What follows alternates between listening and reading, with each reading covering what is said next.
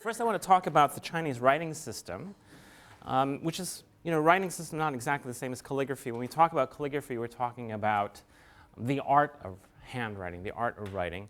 And what I want to do is first introduce some basic aspects about the Chinese writing system, and then get into a little bit of the discipline of the practice of calligraphy. And then that will, I think, get us into my main theme or main idea is that in Chinese art, and calligraphy is the highest of the arts, well, poetry and then calligraphy. But calligraphy and the visual arts is the highest of the arts, and then painting comes next. Is that when we think about art practice now, or think about art and image making, we talk in terms of representations, that the image is always referring to something outside of it. And the whole discourse of art making, certainly teaching in art school, this is the case. The whole discourse of art making assumes that that's what art is about. Whether we're talking about abstraction or installation art, performance art, it's about referring to something beyond what it is you're seeing visually. And I want to suggest that that's not really necessarily the best way to think about Chinese calligraphy or Chinese painting. And that the real goal, if there is a goal, in the practice of calligraphy traditionally, the practice of painting traditionally, is that it's about participation. The world is something that we share. The world is a collaborative project. Human being is a collaborative project. And that the real goal of this discipline practice of creating something new is basically the same sort of practice lifted out of the mundane world of, say, for example, farming. One of the analogies that I use in my classes is that the way that might help us understand the way I'm thinking about the practice of calligraphy and painting as fine arts in China traditionally is it's like farming. And what is the goal of farming? Farming doesn't really represent anything. Farming is not directed to refer to something outside of it. Farming is about producing bounty, and producing bounty in the broadest sense of fertility, of human creativity, of having families, of having nutrition, of having bounty so that families can perpetuate themselves and create the human cycle in its relationship with nature, in a partnership with nature anew. So I'm thinking about calligraphy and painting as historically developing in China as that kind of process. So let's start with looking at a Chinese character. This is the character xie, to write. So this is the same Chinese character, but in several different forms. And so I'm getting better at fancy PowerPoint presentations. So you see these different forms in this slide, and they're all the same Chinese character. So the first one at the top, our sense is to try to go from the top down in a kind of chronological sequence, and that's partially true here, but it's not exactly true. So some of these characters, these styles of writing the same character actually exist simultaneously, and they certainly do so now. So the first one, the oldest one, though, is at the top. It comes to be called seal script, and I'll give you the Chinese and Mandarin pronunciation, zhuanshu. And I'll show you some examples of that and the sources for that. It originates with Bronze Age China. And Henry was talking about this morning, going back to 1600 BCE and perhaps even earlier, but a lot of the writing, the earliest surviving writing that we have in the study of Chinese history dates from the Bronze Age. These are inscriptions that were carved into bone fragments that were used in divination ceremonies by Shang Dynasty royalty, and some of them date, to 1300 BCE and further back. And also, this style of writing was also used to write inscriptions that were cast into ceremonial bronze vessels. Eventually, and I'll show you why in a moment, why it comes to be called seal script. So that's the earliest form of Chinese writing. In the Han Dynasty, the period roughly about the same time as the Roman Republic and Roman Empire, 206 BCE to 220 in the Common Era, formal writing, document writing, was done in what comes to be called li shu, clerical script. And so that's what you see down here. And this is close to what's down here, which is the regular script, which is basically, we might say, is a canonical standard form for the writing of this character. This is a kind of script that was used early on for taking notes. It's called cursive or draft script. Sometimes you'll encounter it in English sources as and translated as grass script, because the character cao sometimes also means grass, but it also means drafting or cursive, so it's more appropriate to call it a cursive script. And so that's what you see here. It also becomes a style of writing that is picked up by calligraphers.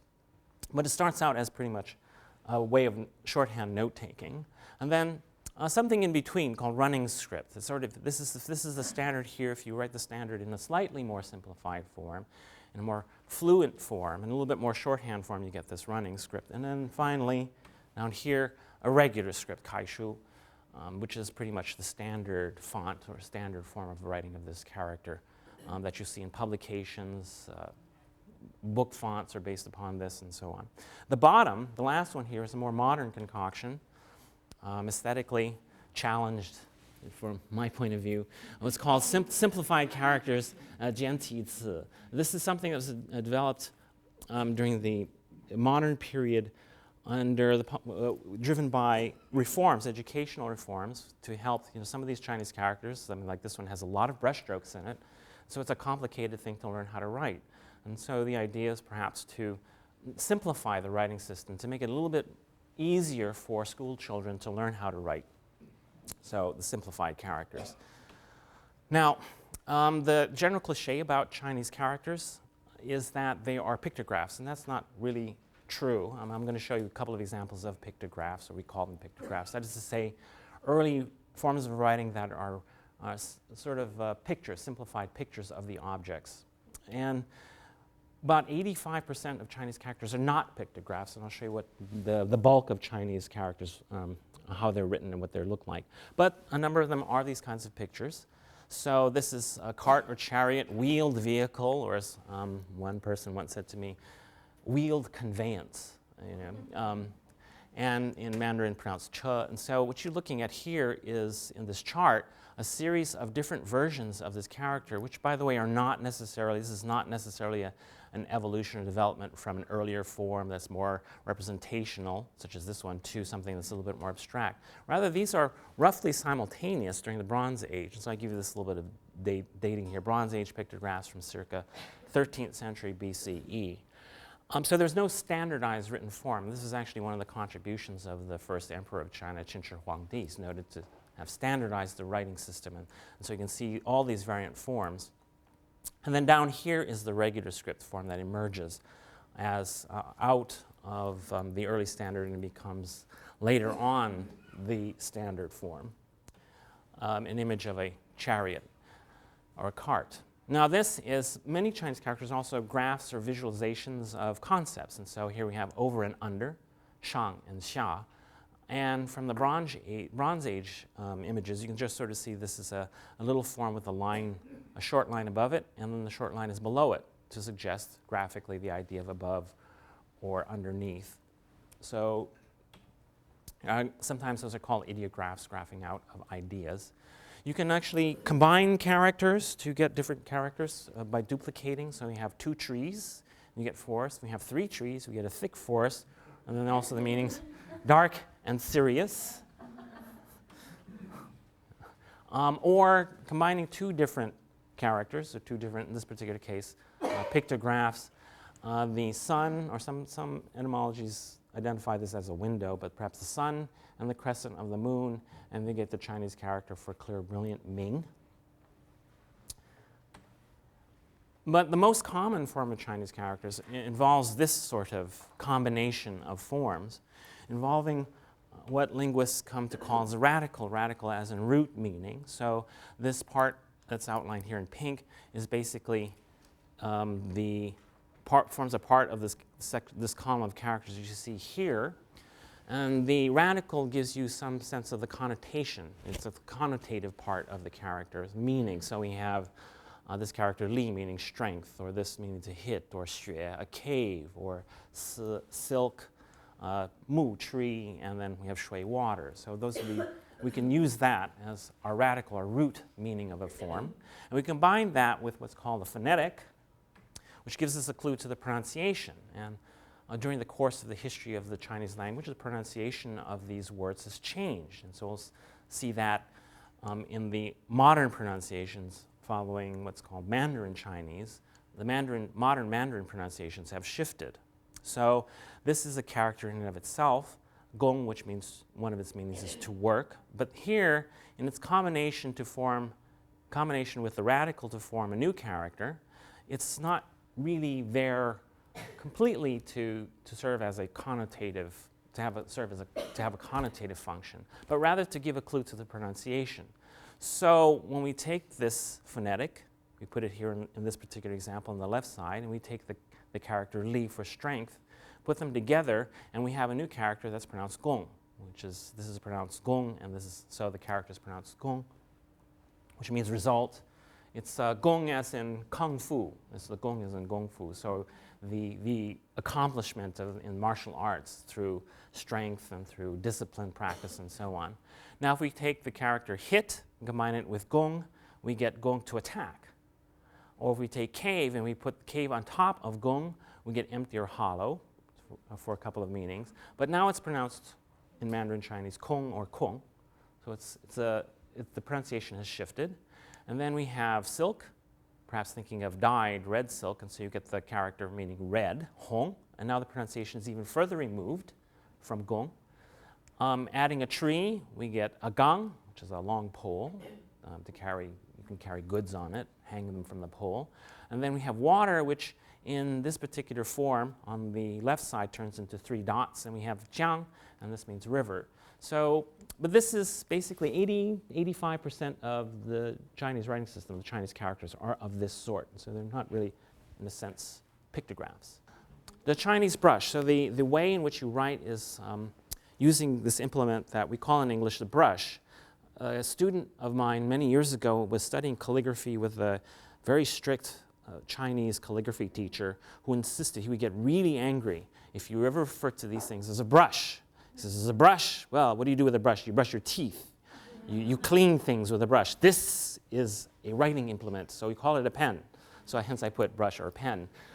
These are different forms, different sizes, different animal hairs, but basically a Chinese brush is a bundle of animal hairs that is glued into a bamboo tube which serves as a handle. And actually I have a diagram that will show the different parts of the brush tip. You need ink. So this is a typical ink stick. Ink is basically carbon soot. You can burn various kinds of resins from trees and oils from trees. And the smoke is collected in a chimney, and the soot is collected from the chimney and mixed with a glue binder. And that turns the ink into a paste. And the paste is pressed into a mold, and then the ink cake dries, and then the ink comes in this form, hard but light stick, or fancy 17th century ink cakes with all sorts of imagery and designs and auspicious signs on them for the use of the Chinese emperor. You need to reconstitute the ink, so you have to grind the ink, and this is an example of an ink stone. So you would put a few drops of water, perhaps in the deep end of the ink stone, and then you would take your stick of ink and then grind the ink stick on the surface of the stone in the water in a circular fashion to reconstitute the ink, to dissolve the ink into the water.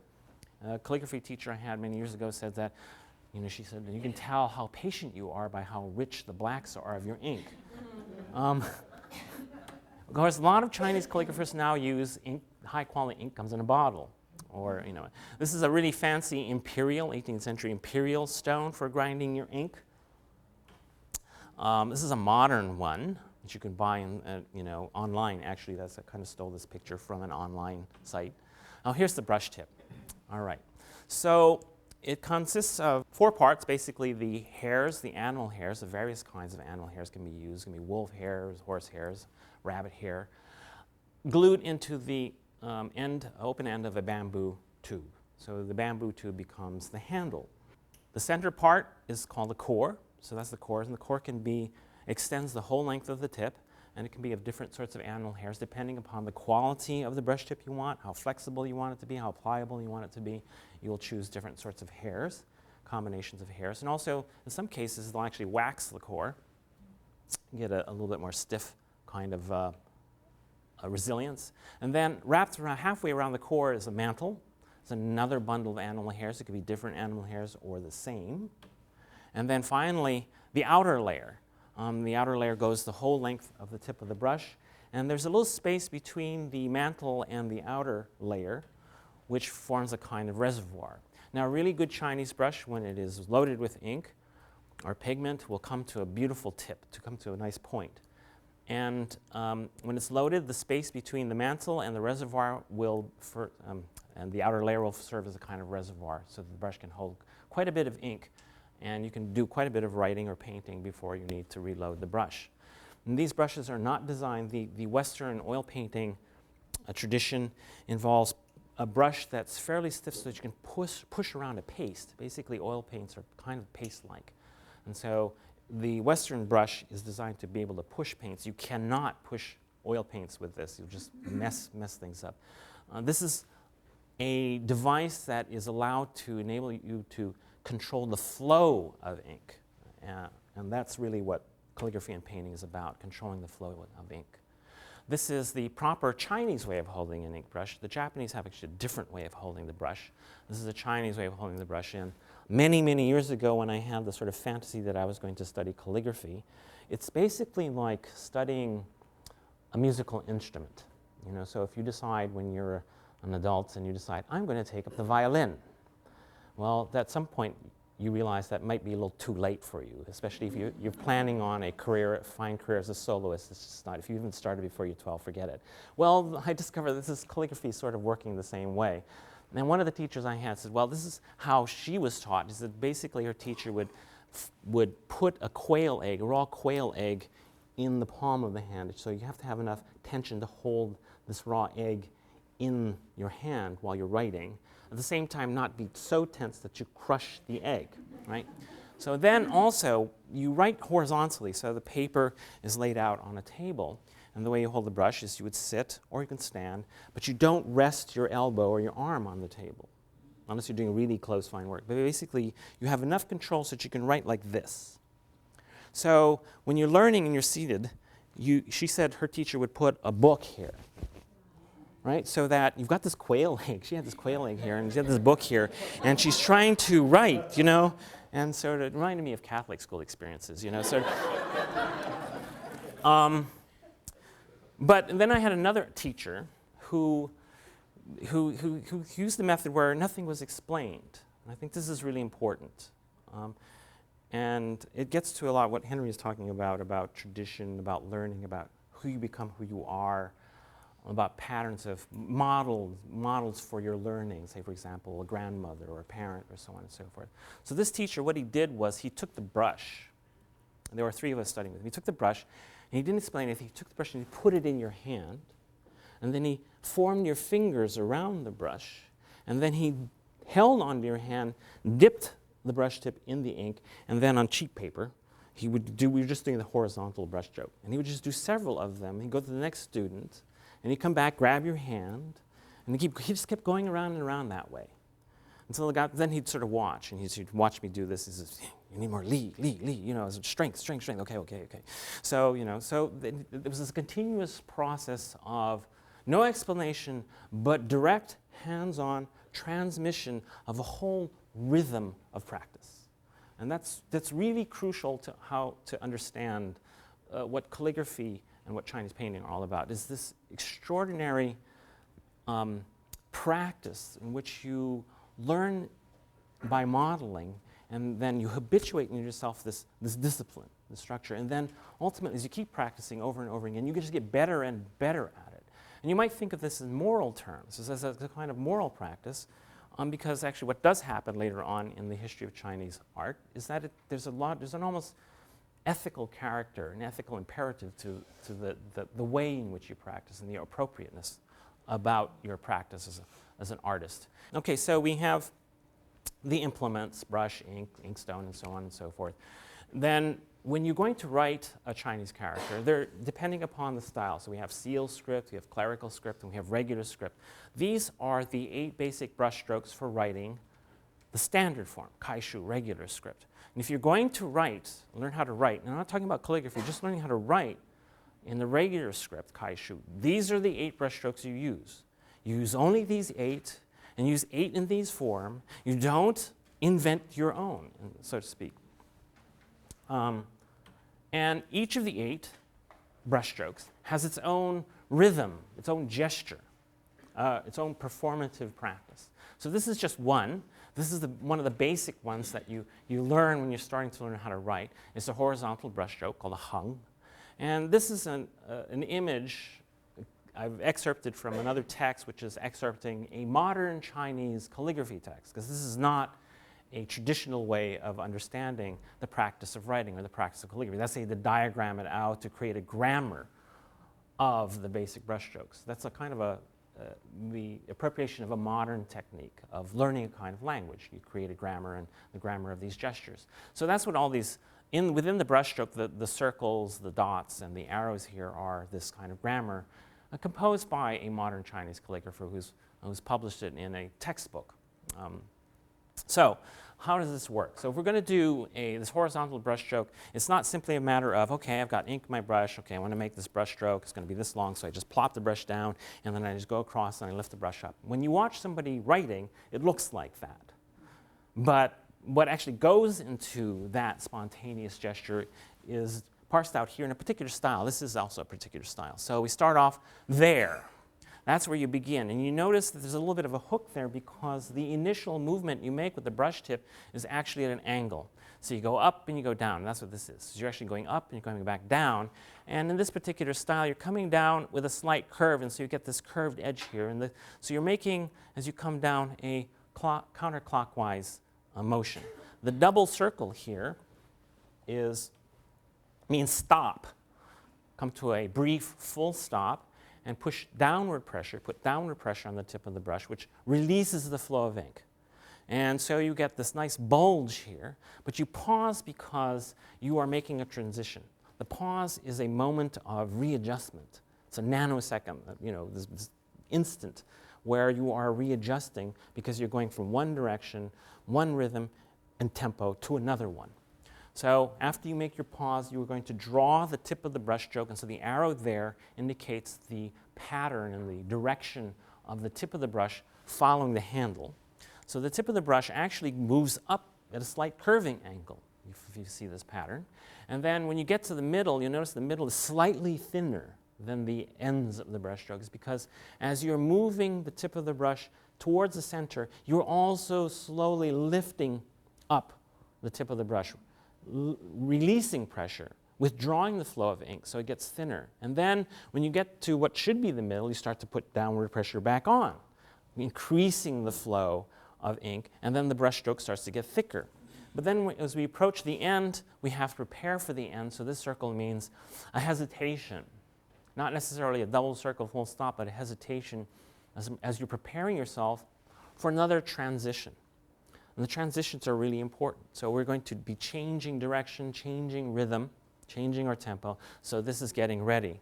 And then the black dot here tells us stop, because we're going to make a 90, eventually 180 degree shift. So it means stop. It also means put downward pressure on the tip of the brush, allowing ink to flow so you get this nice thick bulge again. And now we are going to pull down with the tip of the brush. We're going to come to another stop here at the circle. We're also making a clockwise change in direction. So we start off at this end, the beginning end, and we're actually moving counterclockwise. When we come to the end here, we're actually going to go clockwise, a complementary direction, a reversal. So this last white circle means stop, and it also means put downward pressure on the tip of the brush, and you allow the ink to flow, and we get this bulge, nice bulge here. And then to finish, you slowly pull the brush tip back in towards the center, and you pull up until you lift the brush tip off of the paper or off of the silk. And that's how you do the Heng in this particular style. And so you can practice that over and over and over again. And as this teacher I had would never explain anything. He just holds your hand and you keep doing it and keep doing it until you master this whole pattern. All right, now if that isn't enough, okay, you've got the 8 basic brushstrokes. Each brushstroke has its own gesture or world of gestures. Then you're going to write a character. So each character has its own order of the brushstrokes. So you can't write the character in any particular fashion you want. So this particular character up here, Yong, wherever, start there. 1, 2, 3, 4, 5. That's it, right? Always that way. And it becomes, if you're learning this, it becomes part of your rhythm. And so having, I'm not native to this, having studied Chinese, I can look at these instantly. I can tell you how many brush strokes, I can tell you where you start, and all that sort of thing. And sometimes when you forget, somebody says, how do you write that? And you can't quite remember. The interesting thing is I've noticed that the Chinese do this as well as those of us who are students of Chinese. You start to move your hands. You don't, do you visualize it? No. You start moving your hands. It's like, I can't write it. And you hope basically that the muscle memory is going to kick in and you remember the rest of the strokes. That's how it works. And if you're lucky, it works that way. And other times, and I have the gratifying experience of having well-educated graduate school studied Chinese who will forget. They've been in this country a little too long and said, well, how do you write that? And they'll start, and they can't remember, and then I feel really good. I don't feel like such a dummy. All right, so some of the different forms, let me quickly show you some different examples of different ways of writing Chinese. This is the Bronze Age inscription. So this is actually an ink rubbing with a modern transcription of the Chinese characters. And so this was actually, we can actually date this particular inscription to the basically the week after the Zhou dynasty conquest of the Shang. That's basically pretty much what it says here. And so it's circa 11th century BC, the middle of the 11th century BCE. And this is the vessel from which this inscription was taken. And it's a commemorative kind of inscription. So that's what sort of the Bronze Age writing looked like. That becomes seal script. This is actually what's called the Yishan tablet. It's, if you're an art historian, this is really typical. Standardization of the characters, the writing system by the first emperor of China, Qin Shi Huangdi. But it's an ink rubbing of a 10th century stone tablet, which is a copy of a 3rd century BC original. Possibly. So, but in any case, this is thought to be an example of what happens to that Bronze Age writing, which you can see now is very tidily done. The characters fit in nice squares. They're organized along tidy columns and rows. And this is thought to be a good, what the regularization, the early standardization of the Chinese writing system looked like. Here's an example of a 14th century calligrapher and painter, Zhao Mengfu, writing a title page for a scroll.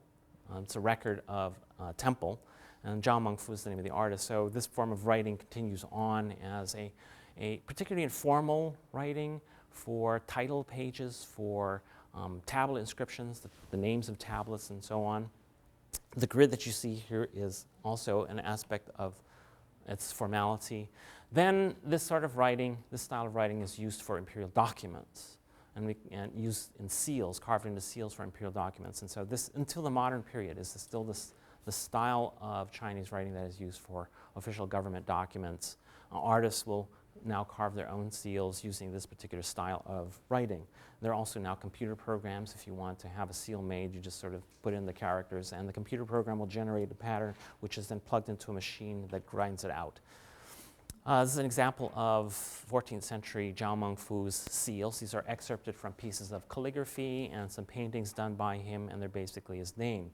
You will see seals on some of the paintings and examples of calligraphy that I show you. These are marks of ownership. They're basically accompany the signatures of artists. Collectors in later generations who own something will oftentimes put their seals. When a piece enters into the imperial collection, the emperor will put seals on it. So they do mark ownership, but beyond marking ownership, I see them as signs of participation. A work of art is always a living work of art. That is to say, it is an occasion, in a sense, triggered by the work of the artist that can carry on, an occasion that can carry on for generations, in which others, through the practice of viewing and the practice of writing inscriptions and adding seals, they can add to it. They can consider themselves as participants in the affirmation, reaffirmation, and the creation anew of something that is alive, a living tradition. The regular script, so some examples of regular script. Here's a 7th century example in an ink rubbing from the Tang Dynasty, the Da Tang Dynasty. So this is a little bit more what one would recognize as the typical Chinese, standard Chinese writing. And I just wanted to show you this in comparison with this example from the 8th century. And so we have really different approaches. And I'm showing you this to give you a kind of a dramatic visual sense that, well, given that you have all of this mastery of patterns, the 8 brush strokes, individual brush strokes, the stroke order and number that there is plenty of room for variety. That if you look at people's signatures, they're all different, just as different as ours are. And so if we go back, look at that, very fine, thin, elegant lines, different sense of proportions, and then Yan Zhenqing with really, known for his really blunt, straightforward, unmannered kind of approach. And then in later times, in the Song dynasty, they upheld Yan Zhenqing as a kind of Confucian martyr and hero, and they would say that shows up in his calligraphy. Cursive script. I'm showing you a particularly dramatic form of cursive script, sometimes called wild cursive script, that is thought to be by an 8th century monk, Buddhist monk, although the authenticity is open to some debate. But in case this is he's known to prefer to write when he's a little inebriated, and there's some idea of that here. It is legible, not by me. Just to give you an example, one of the ways in which calligraphy is preserved and transmitted is through engraving on stones. A lot of the famous pieces that I showed you, as you can see, are preserved in stone engravings and are transmitted by making ink rubbings. And this goes back for centuries in Chinese history. And so one wonders, well, say, well, how accurate can, a stone engraving be of something that is so fluently written? Well, here's an example. This is actually from that 8th century example by Huaisu. And then here's an ink rubbing from a stone engraving after the original. And that's pretty good, we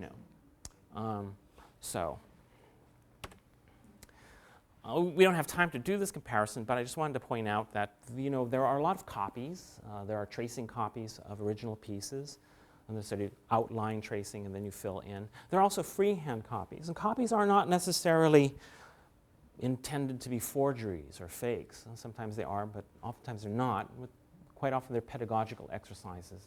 I'm often asked in the context of Chinese traditional painting, isn't it the goal of the artist to imitate the old masters, and you copy the old masters? And I say, well, no, that's not really the goal. In fact, the Chinese art writers say that's not what you're supposed to do.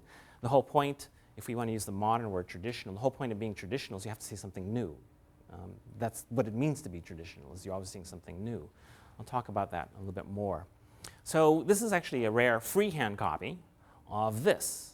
So this is actually the original, and I do this in classes, and it's a lot of fun because students, art students, they go on this debate, and a lot of them, we do a straw poll. Most of them go for this one as the original because it's, look at this stroke, and you look at that stroke, and so we sort of measure of quality and so on and so forth. But then there are usually, as almost always, no, I would say always, every time I've done this comparison class, there are 2 or 3 students who say, that may well be. But when I look at the overall and I look at the relationship of the brushstrokes, I said, this is better.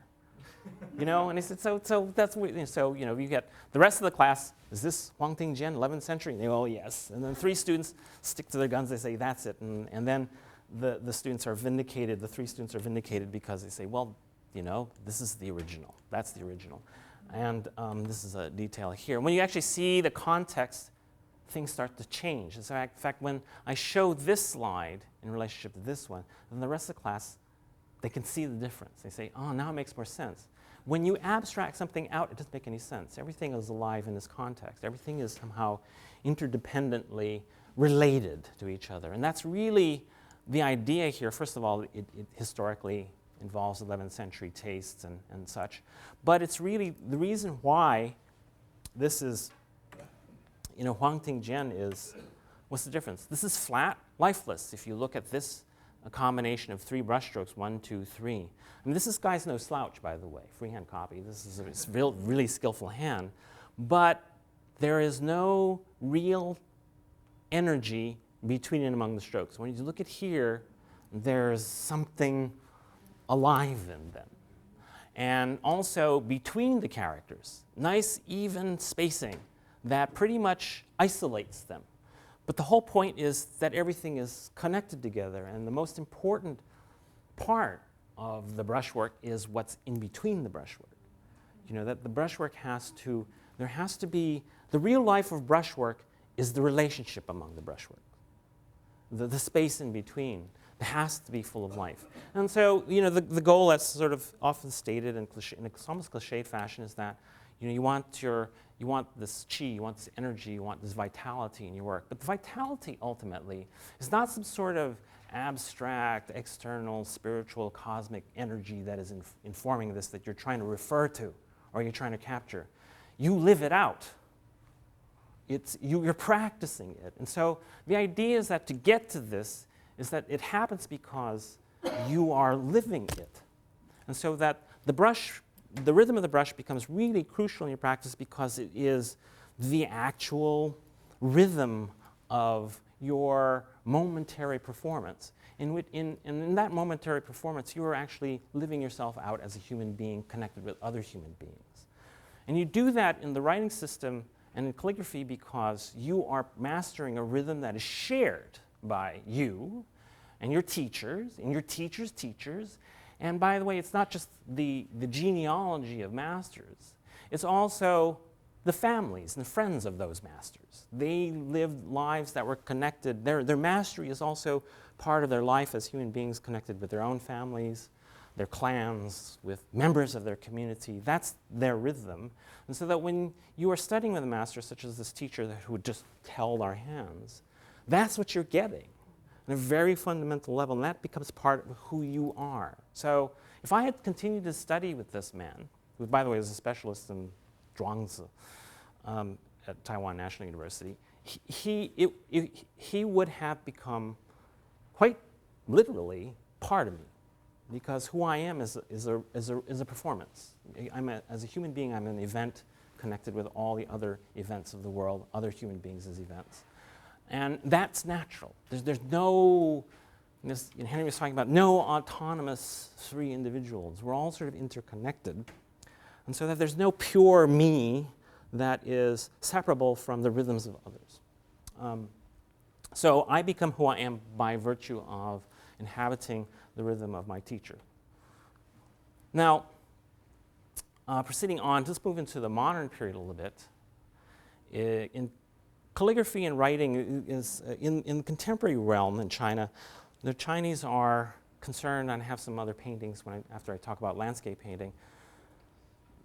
The Chinese are concerned with lots of issues: the relationships of the present to the past, the relationship of China to the global world, what's going on in China with the rapid commercial acceleration, development, and all that sort of thing. I just wanted to show you an artist who, this is his name, Xu Bing. Gained a great deal of notoriety in the late 80s in China as one of the experimental avant-garde artists. He eventually left China, and he works out of New York, and you see his pictures. He's got long hair and looking really, he wears black. He's a perfect sort of urbane New York art culture and art scene. This is a work that I'm going to show you he's become really famous for, that was done in 1988 in China for a Chinese audience. Not really thinking about this is going to be an internationally renowned piece, and it has. And it's still something that is identified with him, and it still has showings, which is unusual in the realm of contemporary art. I'm not sure that's a good thing. There's a bit of a double standard. Nowadays, in the realm of contemporary art, if you are doing the same thing you were doing 5 years ago, you're not advancing, you're not changing, you're not growing. And so for the most part, you don't show the same work over and over again. It's certainly not a work that dates to 1988. Well, this installation still gets shows. That's another story altogether. But anyway, Xu Bing, working out of New York. This is called Book from the Sky, Tianshu. The name Tianshu has all kinds of other meanings, and I'll get to that in a moment. This is an installation that I believe is the Alveum Museum in the University of Wisconsin-Madison, and it involves 3 different kinds of text. And he grew up with educated parents. Both his parents were struggled against during the Cultural Revolution. He tells a story about standing on a street side with a friend of his and watching in the distance some man being struggled against, and only to discover that it was his father. His parents were intellectuals. So he grew up in a world of books. He learned calligraphy. He read a great deal. And his art training was as a calligrapher, ultimately printmaking. He studied printmaking.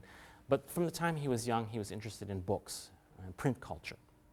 So in this piece, he's looking at writing, and he's looking at printed media in 3 different forms. On the bottom that you see in this installation, this is actually an example of it, a smaller example of it that was set up in the Sacre Museum in Washington, D.C. a few years ago. Let me go back to the the large one. We have books here, which are hand-sewn bound books following traditional Chinese style. And the printed font also follows a Song Dynasty printed font style. The cover of the books you'll see are blue, which actually refers to texts primarily that are the philosophical texts. Then, so he has several of these, in rows, several rows, hundreds of them. Hanging from the ceiling are references to scroll texts, which generally have associations with Buddhist texts and scriptures. But he has them draped, extended and draped from the ceiling. And then on the wall, a more recent kind of reference to wall-printed, wall-mounted text, for example, like newspapers that we posted on walls so that the neighborhood can read them without subscribing and buying a newspaper. Many people couldn't afford to. Perhaps even a reference politically to the democracy wall. Some have suggested that. But anyway, wall text. So 3 different forms of printed text. This is the example. The installation at the Sackler in Washington, D.C. did not include the wall text. It was a smaller space, so he has the books on the floor on a wooden platform, and then the scroll text hanging from the ceiling. Here's another view of it, and here's a good view of what one of the open books looked like. These beautiful boxes. I've always wanted one, but if you've got $10,000 nowadays, he's a big deal. So at least $10,000 just to buy one. So forget it. It's probably more expensive now. Anyway, so it's in Chinese style. So what would be for us the back end is open up, but this is actually the title page. They're beautifully done. And this is a detail from this kind of text. But what's interesting about this is to actually, for me, watch Chinese. For example, in the Freer Gallery, the Sackler Museum, the Chinese would go there and they look at this thing and they would puzzle over it because the Chinese can't read this either. Right? This is basically also the context for this piece was China, because of the moment of realization happens if you can read Chinese, only to realize that you can't read anything that he's published. But if you don't read Chinese, well, you can't read it anyway. And you don't know. But what he does is he takes the whole, the sort of inheritance of the discipline structure of the practice of writing and the making of Chinese characters, and he sort of empties them of their standard meanings. And so, but there's some of them that are funny. This is like 3 people chasing a mouth, and these are 4 cells. And so he invented several thousand non-existent Chinese characters, although somebody went through the painstaking research to find that there are actually at least two inadvertent characters that do sort of exist. And I thought that, why would somebody want to go through that painstaking research to just discover that anyway? So here he is at work inventing fake Chinese characters, which, I heard him give a talk in this piece. And he says, what was it like? You were working all by yourself in the late 80s, because actually when he redid the piece in the early 90s in Wisconsin, he had assistants. And they redid the editions and all that sort of thing. But he was just by himself. He says, I found it very relaxing. So he'd sit there, invent Chinese characters, and they were also then carved into movable type, which existed early on in China, but then the Chinese decided this doesn't make any sense, so let's just carve straightforward wood blocks for each page. But anyway, so movable type, and this is what the typeset looked like. So you can see this is why artists call it work. But then he also cites that when he was sent down to the countryside to work with the peasants, one of the things that he was asked to do by the peasants, most of them were illiterate, was to do, one of the things he did was, as an artist, put out a publication of local peasant news and that sort of thing, and had illustrations in it. But they would also call on him to do these traditional good luck characters for things like the Chinese New Year celebration and whatnot. This is an example of that kind of thing. It's a playful sort of thing that is, it's a combination of these 4 characters, Zhao Cai, Jin Bao, something like summoning wealth and coming into close proximity and bringing in treasures. So it's a good wish for prosperity. But what it is you combine all 4 into a single good luck auspicious character, which then you would post on your door. And so if you look here, this is Zhao, and so that's here. Cai, which is here. And then Jin, which is here, and then this character, the top part, is up here, and then this part, which is actually a pictograph of a cowrie shell, which you got here, which also is there, right? So it's this clever combination of these characters. Here's another example. Huang Jin Wan Liang is 10,000 taels or units of gold. All right, so here's Liang down here, and 10,000 is the combination of this with this down here. Here's Jin metal, right, down here, and then Huang, yellow, and then, well, these two pieces perhaps. But anyway, so you get the idea. So this is traditional in China, so he just basically, this is part of the inspiration for him to do this play on writing. Tianshu, by the way, book from the sky, Tianshu has a reference to heavenly or celestial writings that would come down and needed to be interpreted by diviners. So it was basically nonsense, basically, that needed interpretation. So he takes that idea. More recent work, after he moves to the United States, his work starts to change and becomes much more about cross-cultural communication, cross-cultural interaction. And so it's a different context, so his work starts to change. And he comes up with something called square word calligraphy. And here you have a slide that shows a student here at a desk practicing using a copybook, following from what is a common sort of publication that you find in Chinese bookstores in the art section of, for people who want to practice calligraphy and study calligraphy. They'll buy these books that have reproductions of ink rubbings of famous pieces and with instructions, and basically you can copy them either on prepared practice paper or on blank sheets of paper with grid lines and so on. And so we have square word calligraphy, and here's a close-up view. But the interesting thing about square word calligraphy is the Chinese can't read it either. In fact, you guys can read it because it says L-I-T-T-L-E, little Bo Peep. Little Bo Peep has lost her sheep, and so on, right? And it is actually also a style of writing. It's clerical script writing. So there's a lot of play in it, and it's a way of using play and humor to try to bring in his American audience into the practice, what it is like. And as he puts it, basically to demystify the Chinese language and Chinese writing system for Americans and for other Westerners. He also has software. This came from a project called What Is Your Surname, Please? And basically, I suspect it was a takeoff of from sometimes you have Chinatown festivals and they say, well, just give me your name and we'll compose it in the Chinese characters. And I think that might have been an inspiration for the software project where you can put in your name and then it converts it into square word calligraphy. And so they have this set up also at the Sackler Museum. And then this is the name of actually a little African-American girl who's over there who's playing around with this computer. And her name is Oisha. Anyway, so you come up with rather strange-looking Chinese characters. At the Sackler, they had set up a whole classroom, the square word calligraphy classroom. And he's actually been invited by museum education departments around the country to actually do this. In fact, when I was visiting here, they actually had a staff from museum education there to greet families. A lot of families would come here with their kids, and also individual adult members would come in here, and they could actually sit down at these desks and start practicing square word calligraphy. And so he has 2 television monitors that are going with videotape presentations of some of the techniques and whatnot. He has on the blackboard some basic instructions, and this is all in square word calligraphy, so if you want to take the time, you can actually read it. This poor man was trying to pretend and be natural, knowing that I was taking his picture. And then here's the board. This is the only known self-portrait of Xu Bing, showing how to hold the brush, and then the names of the basic brush strokes and so on. And then he also had on display ink rubbings mounted in accordion album fashion of square word calligraphy, and the ink rubbings were made from stone tablets, which he had engraved, which follows also Chinese sort of traditions of stone, refers to stone inscriptions on stone tablets. And then he had these wall hangings of scrolls of text there in square word calligraphy, which he had written in clerical script style. This text happens to be quotations from Chairman Mao's little red book. Painstakingly done.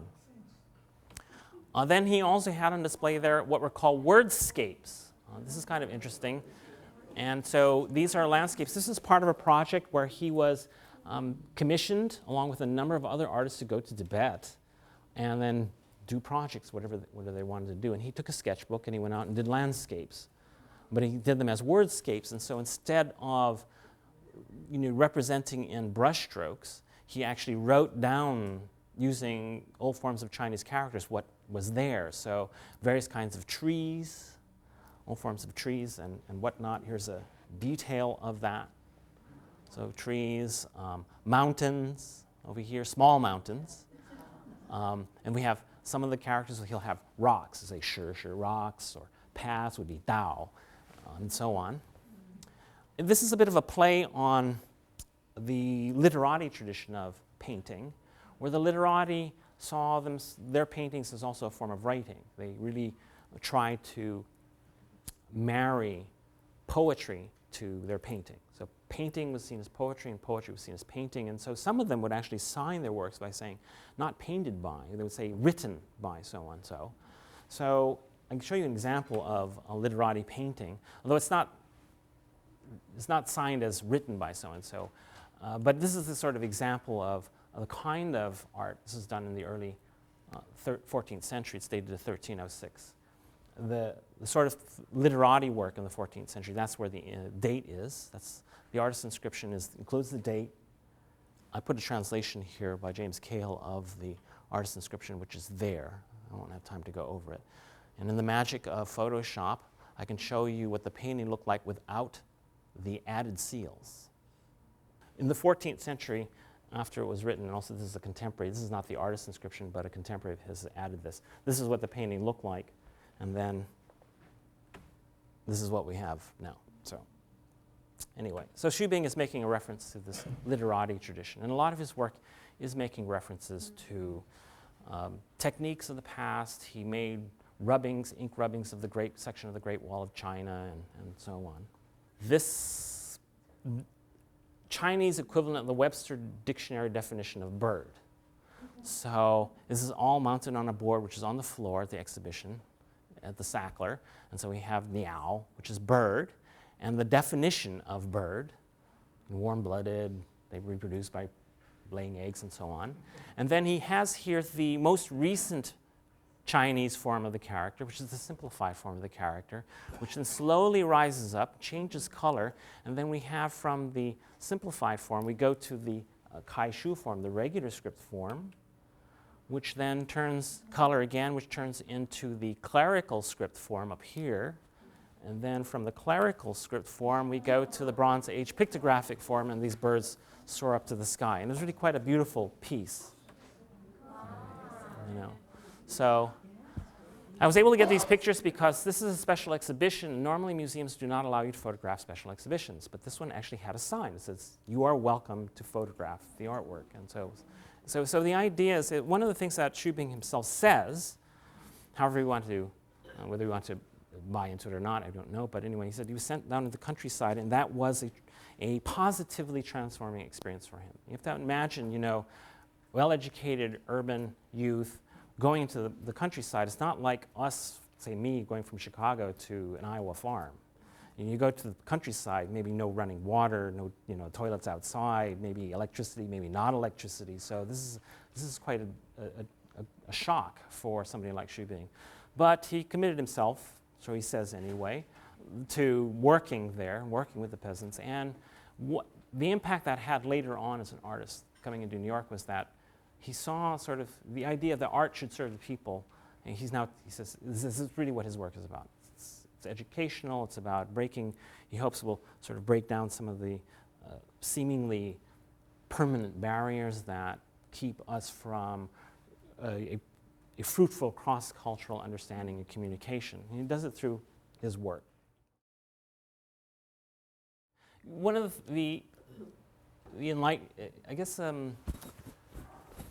eye-opening things for me, experiences for me, was actually, meeting artists who are working in a modernized traditional vein, who are actually friends with these experimental artists.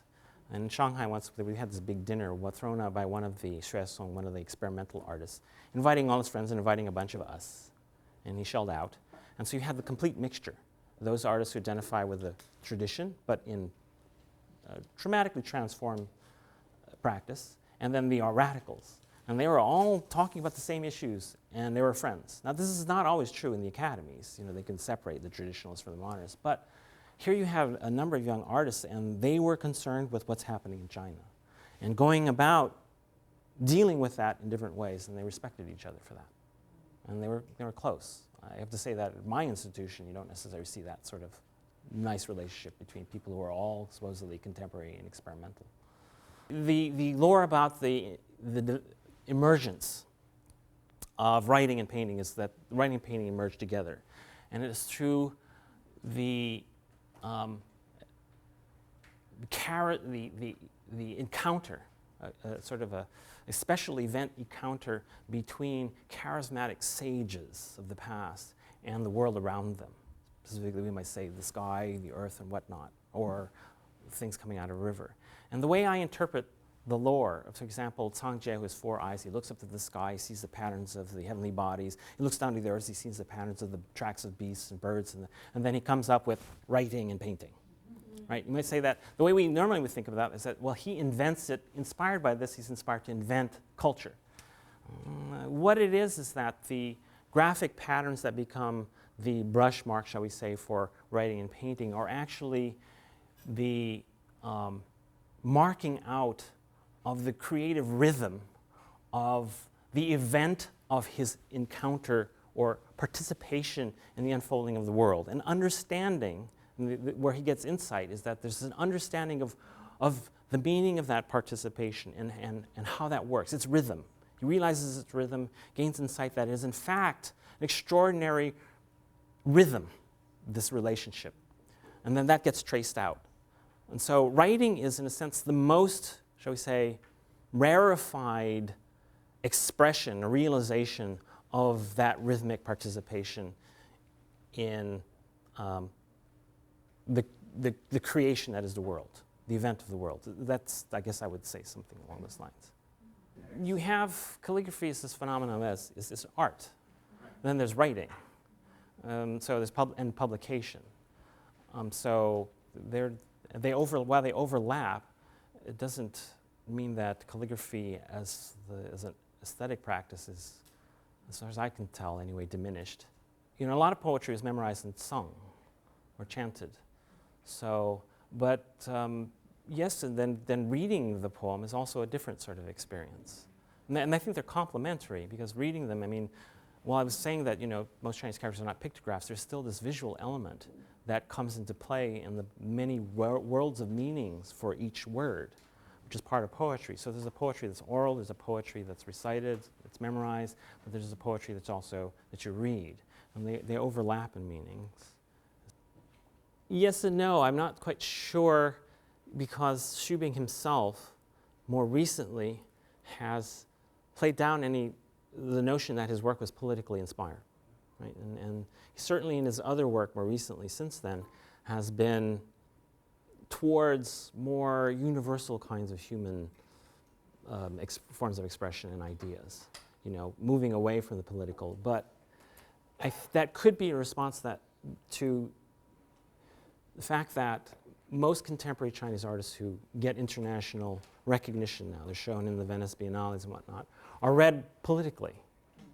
This is a complaint actually from some students I have, is that you want to be just a contemporary artist, but I get read as a Chinese contemporary artist, and that China is defined primarily from the point of view by Western curators, and some Chinese curators working in the West, as being this political issue, or world of political issues. So he might be responding to that and kind of changing his tenor. I've heard that reading too, this about his work, and I think that's a possibility. He's very, much like Jasper Johns, when you ask him questions, he's sort of, he doesn't give you, he gives you the straight answer that seems to be a straight answer, but it's not really quite a straight answer. And so he says something that sounds so straightforward, and you realize, wait a minute, does he really mean that, or this is really what his work is about? So I don't know the answer to that question. I suspect that maybe it works on multiple levels, that it can and it would have this, particularly it's done for a Chinese audience in 1988. It's become something else since then. In other words, if you don't get sort of the punchline because we don't read Chinese, let's say, then in a sense the piece fails. And he says that doesn't really matter. Well, I think that's disingenuous. I think it does matter. And I do think, given its origins, the context of its origins, that it is political. But I think it also goes beyond that. and he wants it to go beyond that now. So, Chinese landscape painting of the 10th and 11th centuries. Start out with something that's not Chinese, something that belongs to the Art Institute of Chicago. JMW Turner's. When I started studying Chinese art, when I went to the University of Chicago, I was going to study, do a doctorate in art history. I wasn't studying anything Chinese. This is the stuff I was interested in. I was interested in this kind of early 19th century, transformations of Europe, Industrial Revolution, all that kind of stuff. But then I took a class with Harry van der Stappen. And I've never heard anyone talk about art in the way he did. It was an extraordinary experience, and so that's how I switched my second year's graduate school. It's a long story. Anyway, so why do I bring this up? Because, well, we have landscape, and so we think Chinese landscape painting, and Chinese landscape paintings often get compared to somebody like Turner, but they're really of different worlds. But it's also, Turner, you have the world of the sublime, you have the Industrial Revolution. Why does landscape painting become a kind of an important subject matter for painters in Europe? When it does, you have 17th century in the Netherlands, and you have the Netherlands mercantile industry and commercial growth and colonization and so on and so forth. But when you get to the late 18th century into the 19th century, the sublime landscape, you have Constable, you have Turner, and so on. The Industrial Revolution and changes in what's going on, dramatic changes, radical changes in Europe.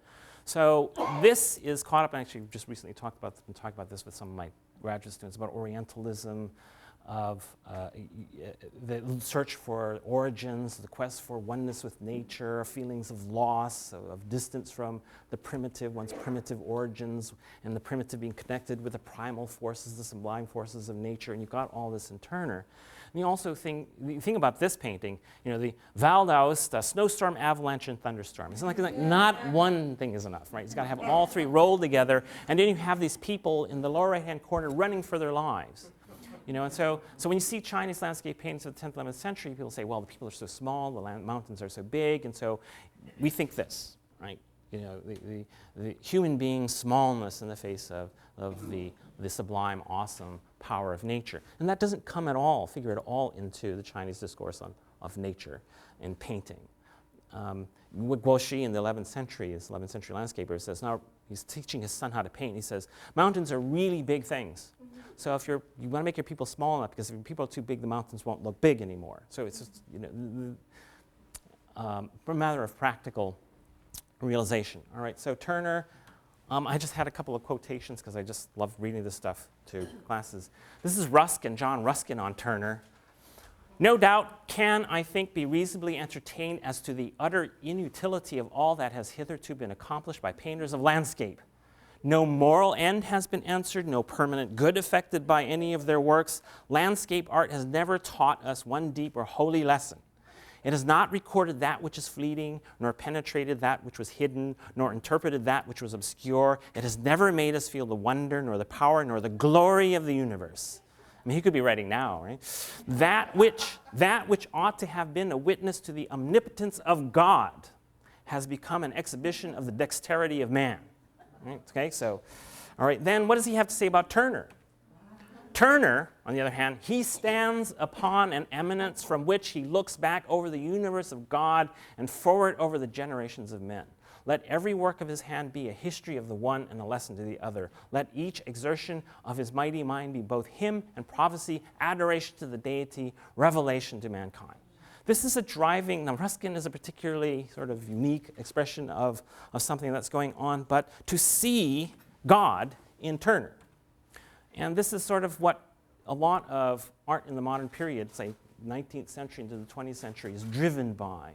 A desire to have an image that refers to, alludes to, or tries to commune with whatever you want to call it, the absolute, with deity, with God, with some sort of timeless essential truth that for Turner and Constable is in nature and through your observations of nature. Truth is going to be found in nature, and it's going to be found in the drama of nature, and that truth is ultimately going to transcend that drama and transcend the drama of human time and do something that is timeless and eternal, which is a familiar story.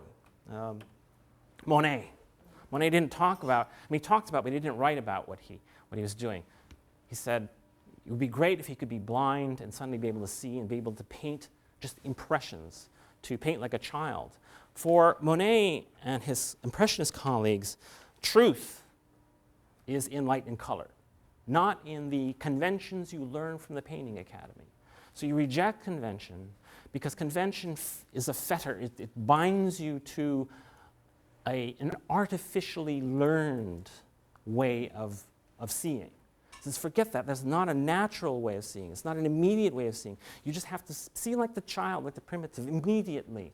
So there's a desire to break off any kind of mediating effect that separates you from truth. And you can get that truth, interestingly, through visual perception. And that visual perception is seeing light. Interesting that it's light, which is such a powerful metaphor in Western culture, and color. But nevertheless, it's after a more immediate, truer realization of truth. So this is not truth, though. The painting is not truth, but it gets at, it refers to. It's a desire to commune with this timeless truth. Kandinsky, we pushed Kandinsky into the early 20th century abstraction, which, by the way, Kandinsky was also a landscape painter. So even some references to forms that suggest elements out of nature. 1913, improvisation number 30. What does Kandinsky say about what he's doing? The absolute is not to be sought in the form. The form is always bound in time. It is relative, since it is nothing more than the means necessary today in which today's revelation manifests itself, resounds. The resonance is the soul of the form, which can only come alive through the resonance, and which works from within to without. The form is the outer expression of inner content. So we're after the absolute, but it's not form itself. It's something beyond form. Because what's the problem with form? It's bound in time, and therefore it's relative. Where is that relative? Well, it's somewhere relative. This isn't, Chinese landscape painting isn't at all like this. There's a common sort of, I've heard people say, well, Chinese painting doesn't depict the world that you see, right? So it's like that. It's about a truth beyond the world that you see. And it's after a timeless truth. This is somebody sounding like Kandinsky talking about Chinese painting. My argument is that Chinese painting isn't at all about something timeless, and that it doesn't make any sense to talk about the world of nature, the world of human being as being without time. And that actually the function of human being, the function of nature is actually time itself. And that's what we are.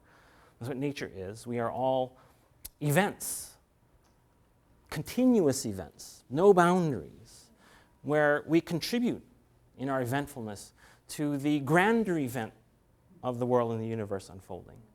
And that the goal of painting and the goal of calligraphy is to realize the most appropriate participation and collaboration with others, including nature, in the making of that world. And so what becomes sort of the underlying debate in Chinese art writing is not about questions of representation or reference to something beyond form, but it's actually about how to perfect a practice that realizes the most appropriate participatory role for you as a contributor to life. And there's this element of this ethical imperative that comes in. You get it right. You get it right not just because your picture is better, but your picture is better because what it does is it offers an occasion for others, as well as yourself, to share together in a collaborative project that is creatively renewing life. Basic formats for Chinese painting. This is a diagram that shows some. I'm going to have diagrams for this. It's a hand scroll, hanging scroll. This is the traditional Chinese fan painting, which is a circular kind of fan mounted on a stick. The folding fan is an import into China that comes from Korea and comes from Japan much later, considering the Ming Dynasty. Then we have other sorts of intimate formats, such as what we call albums, where you have an image accompanied perhaps by poetic inscription, mounted on a board that folds up, and you make sets of these, perhaps a set of 8, for example. Or you can mount albums in an accordion fashion, as you see here, so small, intimate formats of fan and album. We have the hanging scroll. The paintings that I'm going to show you slides of, for the most part, talking about 10th and 11th century landscape paintings, will be in this format, the hanging scroll format.